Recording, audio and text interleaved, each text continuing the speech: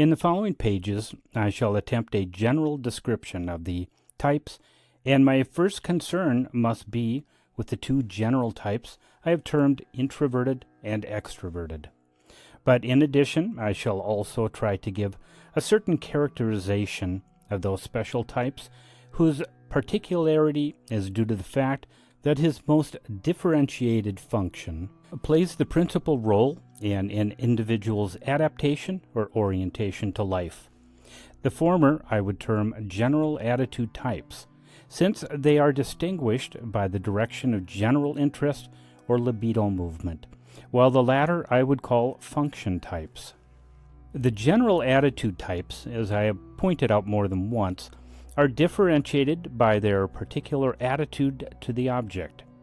The introvert's attitude to the object is an abstracting one. At bottom, he is always facing the problem of how libido can be withdrawn from the object, as though an attempted ascendancy on the part of the object had to be continually frustrated. The extrovert, on the contrary, maintains a positive relation to the object. To such an extent does he affirm its importance that his subjective attitude is continually being oriented by and related to the object. Au fond, the object can never have sufficient value for him, therefore its importance must always be paramount. The two types are so essentially different, presenting so striking a contrast, that their existence, even to the uninitiated in psychological matters, becomes an obvious fact, when once attention has been drawn to it. Who does not know those taciturn, impenetrable, often shy natures, who form such a vivid contrast to these other open, sociable, serene, maybe, or at least friendly, and accessible characters, who are on good terms with all the world, or even when disagreeing with it, still hold a relation to it by which they and it are mutually affected. Naturally, at first, one is inclined to regard such differences as mere individual idiosyncrasies.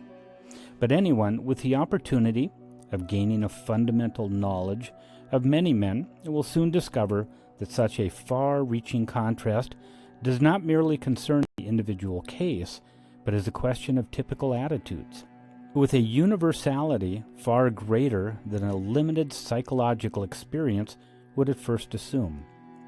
In reality, as the preceding chapters will have shown, it is a question of a fundamental opposition, at times clear and at times obscure, but always emerging whenever we are dealing with individuals whose personality is in any way pronounced. Such men are found not only among the educated classes, but in every rank of society. With equal distinctness, therefore, our types can be demonstrated among laborers and peasants as among the most differentiated members of a nation. Furthermore, these types override the distinctions of sex, since one finds the same contrasts among women of all classes. Such a universal distribution could hardly arise at the instigation of consciousness, i.e., as a result of a conscious and deliberate choice of attitude. If this were the case, a definite level of society, linked together by a similar education and environment, and therefore correspondingly localized, would surely have a majority representation of such an attitude. But the actual facts are just the reverse, for the types have, apparently, quite a random distribution. In the same family, one child is introverted and another extroverted. Since, in the light of these facts, the attitude type, regarded as a general phenomena having an apparently random distribution, can be no affair of conscious judgment or intention, its existence must be due to some unconscious, instinctive cause. The contrast of types, therefore, as a universal psychological phenomena, must in some way or other have its biological precursor. The relation between subject and object, considered biologically, is always a relation of adaptation, since every relation between subject and object presupposes mutually modifying effects from either side. These modifications constitute the adaptation. The typical attitudes to the object, therefore, are adaptation processes. Nature knows two fundamentally different ways of adaptation, which determine the further existence of the living organism.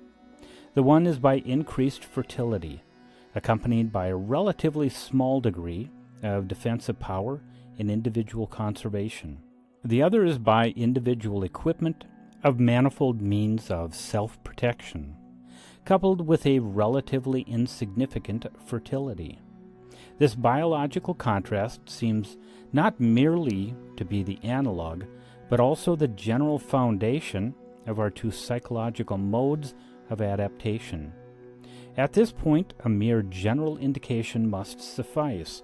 On the one hand, I need only point to the peculiarity of the extrovert, which constantly urges him to spend and propagate himself in every way, and on the other, to the tendency of the introvert to defend himself against external claims, to conserve himself from any expenditure of energy directly related to the object, thus consolidating for himself the most secure and impregnable position. Blake's intuition did not err when he described the two forms as the prolific and the devouring. As is shown by the general biological example, both forms are current and successful after their kind. This is equally true of the typical attitudes. What the one brings about by a multiplicity of relations, the other gains by monopoly. The fact that often, in their earliest years, children display an unmistakable, typical attitude forces us to assume that it cannot possibly be the struggle for existence, as it is generally understood, which constitutes the compelling factor in favor of a definite attitude.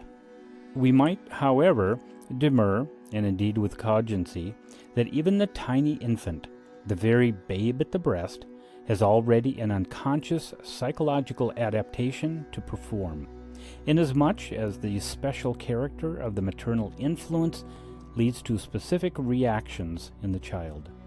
This argument, though appealing to incontestable facts, has nonetheless to yield before the equally unarguable fact that two children of the same mother may at a very early age exhibit opposite types, without the smallest accompanying change in the attitude of the mother. Although nothing would induce me to underestimate the well-nigh incalculable importance of parental influence, this experience compels me to conclude that the decisive factor must be looked for in the disposition of the child.